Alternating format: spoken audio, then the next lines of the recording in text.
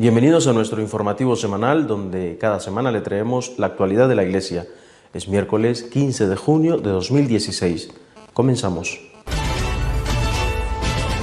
En una reunión con médicos de España, Portugal y Latinoamérica, el Papa ha condenado tajantemente la eutanasia. Ha dicho que eso no es compasión. Actualmente la vida religiosa pasa por una profunda crisis en todo el mundo, especialmente en España. Cada día y medio se cierra un convento. Las agresiones contra la Iglesia no cesan y tienen como protagonistas a jóvenes antisistema. Esta semana las ciudades afectadas han sido Narón en España, Santiago de Chile y Buenos Aires. El Tribunal de los Derechos Humanos de Estrasburgo ha fallado en contra de la pretensión del lobby gay, que pretendía reclamar el matrimonio homosexual como un derecho. Médicos venezolanos han escrito al Papa Francisco para que intervenga ante el gobierno venezolano, para que éste permita que entren medicinas al país.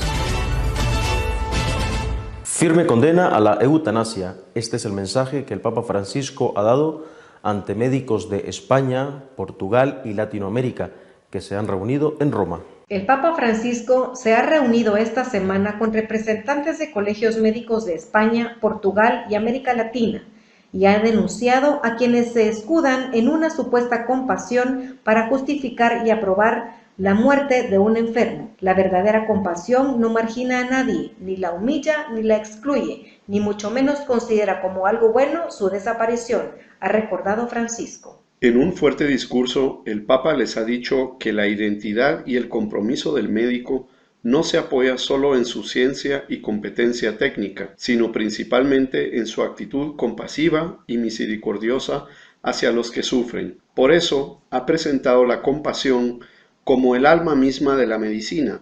Pero, ojo, compasión no es lástima, sino padecer con, ha precisado. Francisco les ha alertado de la cultura del descarte que rechaza y desprecia a las personas que no cumplen con determinados cánones de salud, de belleza o de utilidad, y les ha pedido que no cedan a la tentación funcionalista de aplicar soluciones rápidas y drásticas, movidos por una falsa compasión o por meros criterios de eficiencia y ahorro económico. Está en juego la dignidad de la vida humana. Está en juego la dignidad de la vocación médica, ha añadido.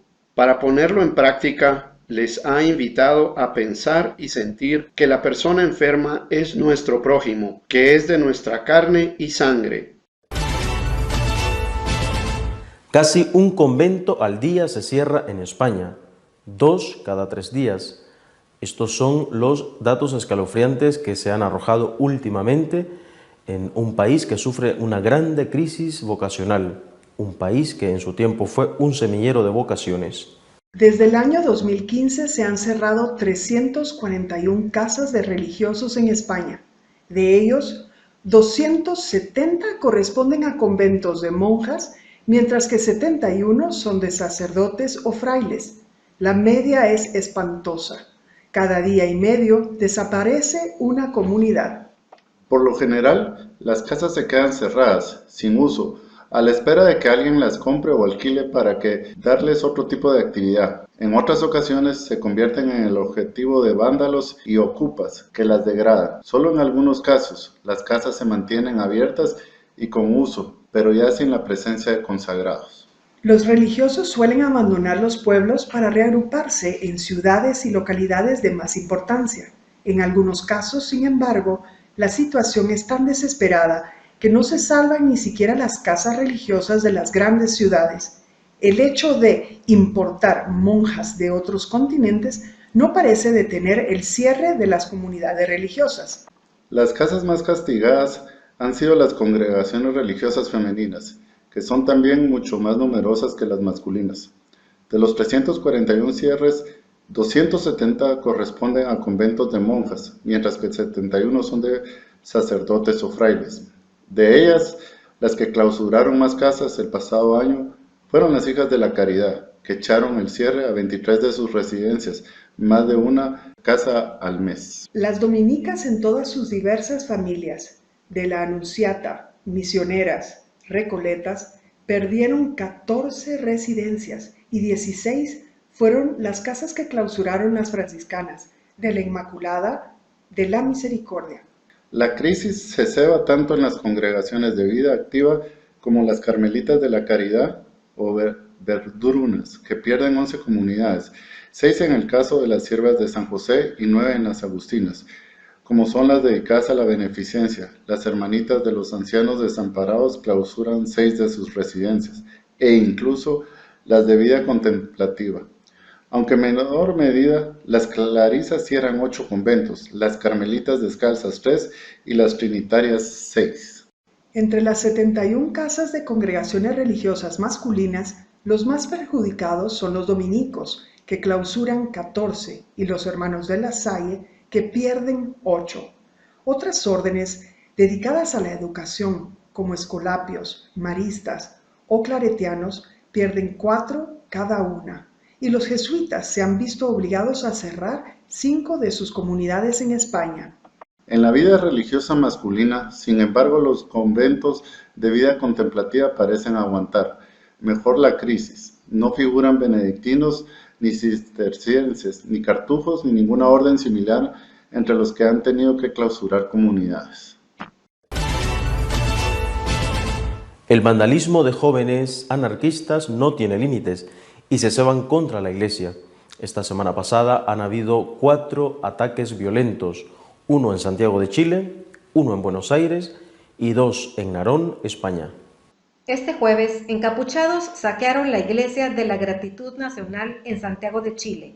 En medio de la marcha convocada por el movimiento estudiantil, entre 10 y 15 jóvenes entraron hasta el lugar y sustrajeron diversos objetos, entre ellos un crucifijo que terminó completamente destruido. Cabe recordar que la Iglesia de la Gratitud Nacional ya había sufrido otros ataques por encapuchados los años 2011 y 2015, ocurriendo los incidentes más graves el año 2011, cuando desconocidos quemaron la puerta del templo. El párroco de la Iglesia de la Gratitud, padre Marek Bursagua, ya avisó que podía haber incidentes. Solicité hace 3 semanas la reunión urgente con el intendente de la región metropolitana y me dieron una fecha para el mes de agosto. Imagínense, sabiendo que cada semana hay problemas graves en el centro de Santiago, indicó el sacerdote. En Argentina, por su parte, durante la madrugada del jueves, fue atacada la figura de San José en la Basílica, en el barrio de Flores de Buenos Aires. La imagen en cuestión estaba dentro de un soporte de vidrio, el cual fue violentado con una baldosa de la vereda.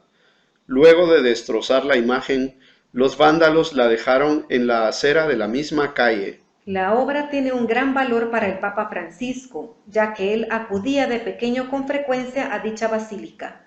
La imagen forma parte del patrimonio artístico, cultural y espiritual del templo. En España, por su parte, han sido incendiadas con artefactos especializados 2 iglesias en Narón, cerca de La Coruña.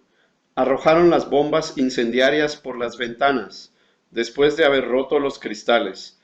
Los daños materiales han sido elevados.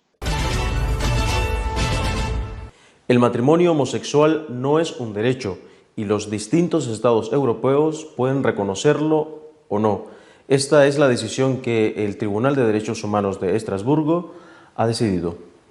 Los estados signatarios del Convenio Europeo de Derechos Humanos pueden decidir libremente si denominan matrimonio solo a la unión entre hombre y mujer o también a la unión entre 2 personas del mismo sexo. El Tribunal Europeo de Derechos Humanos, con sede en Estrasburgo, haya fallado por unanimidad de los 47 jueces que lo integran que el Convenio Europeo de Derechos Humanos no ampara de forma automática el supuesto derecho al matrimonio para las parejas homosexuales.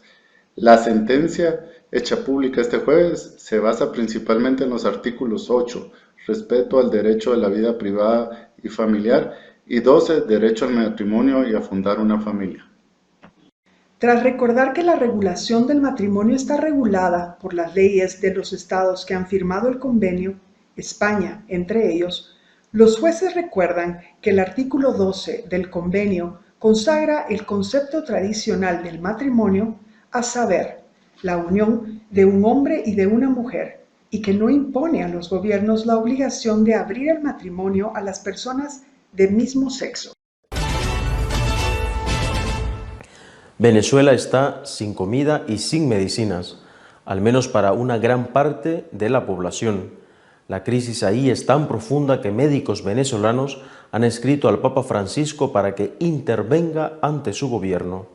La crisis que afecta al Hospital Central de Maracay por la falta de suministros médicos y material quirúrgico ha obligado a los especialistas médicos del Hospital Principal del Estado de Aragua a solicitar expresamente la intervención de la Iglesia Católica. Los médicos han mandado una petición para el Papa Francisco y para el obispo de la diócesis de Maracay, Monseñor Conde, solicitando su intervención, y la han entregado al obispo durante una reunión en la sede de la diócesis que se celebró esta semana. Según la información enviada a la agencia Fides, el doctor Martín Graterol, traumatólogo, ha hecho de portavoz explicando que a través de sus cartas quieren expresar sus sentimientos y deseos de que el obispo y el Papa intercedan en favor de los pacientes, para permitir lo más rápidamente posible y con la ayuda de Dios que se solucione el grave problema de la falta de suministros médicos que tenemos en los hospitales. Monseñor Conde, al recibir las cartas, ha destacado la iniciativa de los venezolanos en el mundo dispuestos a iniciar una campaña de recogida de medicamentos para hacerlos llegar a la patria. Sin embargo, ha señalado que el problema se resolvería pronto si el gobierno nacional permitiese que estos fármacos entrasen en el país, ya que hasta ahora el obstáculo ha sido la prohibición del gobierno a aceptar la ayuda exterior. Luego ha definido la situación muy desagradable y ha recordado que Cáritas quiere actuar para que los recursos necesarios lleguen al país y sean distribuidos en función de las necesidades y bajo un control efectivo. Confiamos en el corazón de los gobernantes que no sea tan duro como para mantener la prohibición de la entrada de las ayudas que nos ofrecen, ha dicho el obispo de Maracay. A continuación, nuestro comentario editorial. Esta semana el Padre Santiago Martín nos habla sobre los criterios que hay que tener en cuenta para las apariciones marianas. Los últimos días ha habido 3 noticias relacionadas con apariciones, 2 en contra, 1 a favor. El Vaticano ha declarado como herético y ha excomulgado a los miembros de la autodenominada Iglesia Cristiana Universal de la Nueva Jerusalén, surgida en el sur de Italia a raíz de las supuestas, ahora ya sabemos, falsas apariciones del niño Jesús a una mujer italiana. Bueno, la señora Norcia, ya fallecida. Bien, es un asunto que ha cogido uno de sus familiares y ha derivado en esto. El Vaticano ha dicho allí, nunca hubo apariciones, no están enseñando la doctrina católica y las personas que pertenecen o quieren participar en esto quedan excomulgadas. Bien, por lo tanto, una sentencia del Vaticano sobre una aparición, supuesta aparición. La otra ha tenido como centro del acontecimiento Filipinas. El obispo de la diócesis de Lepi decretó hace unos meses la autenticidad de unas apariciones marianas. Entonces el Vaticano también ha intervenido desautorizando al obispo, rechazando que fueran auténticas porque, dice el Vaticano, ya en 1951 se estudió el fenómeno y ya entonces el propio Papa Pío XII dijo que no eran verdaderas. Ante una sentencia de un papa, en este caso Pío XII, 1951, no puede posteriormente un obispo decir que sí, que son auténticas. Por tanto, dos supuestas apariciones que el Vaticano ha intervenido diciendo que no son de verdad. Y hay una tercera que, en cambio, en este caso no el Vaticano, pero sí el obispo diocesano, en función de su propia autoridad y habiendo hecho las consultas necesarias, preceptivas, ha dicho que son auténticas esas apariciones y ha certificado con un decreto esa veracidad. Me refiero a las apariciones de la Virgen del Rosario en la ciudad argentina de San Nicolás, en la provincia de Buenos Aires.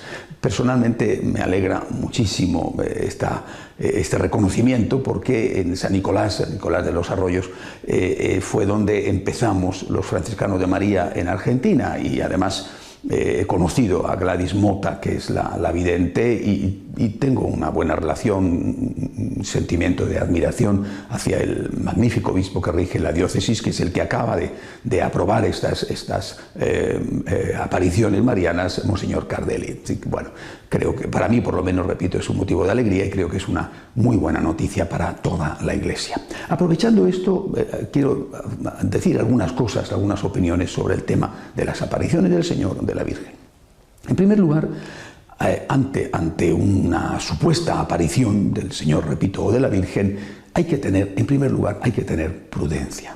Cuando esa aparición todavía no ha recibido la aprobación de la Iglesia, bien por la vía autorizada, previa consulta, como ha hecho Monseñor Cardelli, del obispo diocesano, o bien ya más adelante la aparición del Vaticano, cuando todavía no ha habido esa aprobación, se puede participar en las misas, reuniones, y se puede aceptar las opiniones de los videntes, repito, siempre con una gran prudencia. Se puede no significa que se deba, significa que se puede. Entre una aparición cualquiera, por importante y famosa que hoy sea, en el momento en que se produjo esa aparición y después cuando fue aprobada por la Iglesia, a veces pasan muchos años. Y si no hubiera sido por la tenacidad y la fidelidad, no solo de los videntes, sino también de los que creían en su palabra, esa aparición no habría sido nunca aprobada. Es decir, no se puede pretender que una cosa es verdadera desde el momento de la aprobación. Si es verdadera siempre. Ese tiempo que pasa entre el momento en el que ocurre y el momento de la aprobación es un tiempo en el que la prudencia tiene que actuar, pero efectivamente se puede ir a ese sitio y se puede aceptar el mensaje. En cambio, cuando la Iglesia ya dice esto no es verdadero, entonces ya la Iglesia ha hablado, y hay que rechazar eso. Es decir, hay que rechazar tanto el mensaje como la supuesta aparición que se considera ya a partir de ese momento falsa. Hay que obedecer a la Iglesia. Cuando la Iglesia, por el contrario, dice hemos estudiado el fenómeno y efectivamente los mensajes son mensajes coherentes con la doctrina de la Iglesia, y aquí sí que hay signos de una presencia sobrenatural del Señor o de la Virgen, entonces con más motivo todavía se debe acudir a esos sitios y acoger las lecciones y las enseñanzas de esos mensajes. Yo aconsejo y practico la peregrinación a esos lugares donde la Iglesia ya ha hablado de que ahí efectivamente nuestro Señor o la Santísima Virgen o quizá algún santo se ha aparecido. Ahora, con respecto a los mensajes en sí, sucede que muchas veces, por ejemplo, los de la Virgen son reiterativos. La Virgen advierte de los peligros que vamos a encontrarnos, que va a pasar la humanidad si no nos convertimos, si no cambiamos de vida, si no hacemos caso a nuestro Señor. Y entonces algunos se preguntan, ¿por qué motivo tiene que venir la Virgen de nuevo a decirnos lo mismo que ya nos ha dicho antes en tal ocasión? ¿Por qué motivo? Cuando uno se fija en un hogar normal, en una casa normal, se da cuenta de que la mamá o el papá, pero bueno, pongamos la mamá por el paralelismo con la Santísima Virgen, de que la mamá con frecuencia, a veces varias veces al día, le dice al hijo tienes que estudiar, o no puedes salir a estas horas, o tienes que cuidar de esos amigos que no te están ayudando, o tienes que arreglar tu habitación, tienes que tener un sentido de responsabilidad. En fin, la mamá una vez, otra vez, le dice al hijo lo mismo. ¿Por qué se lo dice la mamá? Porque el hijo no le ha hecho caso. Si le hubiera hecho caso la primera vez, la mamá no tendría que estar diciéndole tienes que estudiar, porque el hijo ya está estudiando. Si le hubiera hecho caso el hijo la primera vez, ya no tendría que decirle a la mamá no te pases todo el día con los juegos, o con el chat, o con el iPhone, o con la televisión. Es decir, la mamá por amor reitera las advertencias al hijo. Bueno, pues por ese mismo motivo, la Santísima Virgen, que es nuestra mamá, la mamá del cielo, nos insiste una y otra vez en cuál es nuestro camino. Pero también tengo que decir otra cosa. Algunos piensan que los mensajes de la Virgen son en general admonitorios, un poco tremendistas, te hablan del infierno, de los castigos, de lo que puede ocurrir. Personalmente yo no estoy de acuerdo. Creo que aunque esas cosas, algunas de esas cosas puedan integrar los mensajes de la Virgen, sobre todo la llamada a la conversión, a la penitencia, creo que los mensajes, sobre todo de nuestra Madre, son mensajes llenos de una profunda esperanza. Porque si te dice esto tienes que cambiarlo, te lo dice y te añade porque no solo porque te conviene para evitar que sufras, sino también porque Dios te va a ayudar. Hay esperanza, Dios no te deja solo. En medio de las luchas de la vida, yo, te dice la Virgen, estoy contigo. Y Dios nuestro Señor, mi Hijo, te dice la Virgen, el Padre y el Espíritu Santo, estamos contigo. Hay esperanza. Tienes que poner algo de tu parte, pero hay esperanza. Ese es uno de los motivos por los cuales me gusta muchísimo la aparición de nuestra Madre en Fátima. La Virgen termina diciendo, al final, mi corazón inmaculado triunfará. Es un mensaje de esperanza. Al final, mi corazón inmaculado triunfará. Es probable que ese final muchos no lo veamos aquí en la tierra y que lo tengamos que ver en el cielo, pero es un mensaje de esperanza que nos tiene que sostener en estos momentos tan difíciles que estamos atravesando. Ese mensaje sigue siendo actual. No pierdas la esperanza. Al final, mi corazón inmaculado triunfará, nos dice la Santísima Virgen. Hasta la semana que viene, si Dios quiere. Llegamos así al final de nuestro informativo semanal. No olvide que si quiere estar al tanto de lo que sucede en nuestra Iglesia Católica, consulte nuestra página web de noticias y apologética católicosonline.org. Hasta la semana que viene, si Dios quiere.